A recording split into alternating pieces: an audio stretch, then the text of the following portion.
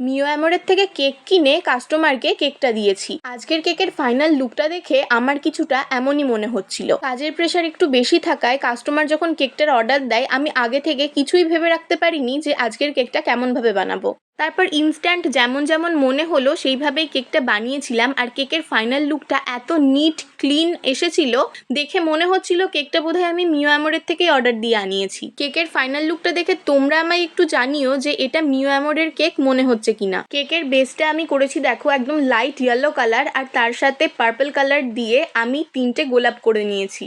আর এটা আমার personal opinion যে আজকের গোলাপগুলো অন্যান্য দিনের গোলাপের তুলনায় অনেকটা ঠিকঠাক হয়েছে। তোমাদের কি মত আমাকে একটু কমেন্ট করে জানিও। আগে তো কেকের ওপর নাম লিখতেও ভয় পেতাম, কিন্তু এই যে দেখো এখন কেকের ওপর লেখাগুলো খুব একটা খারাপ হয় না বলে আমার মনে হয়। সেইভাবেই আমি গোলাপ বানানো একদিন ঠিক পারফেক্ট ভাবে শিখে যাব। আজকের মতো এইটুকুই, টাটা।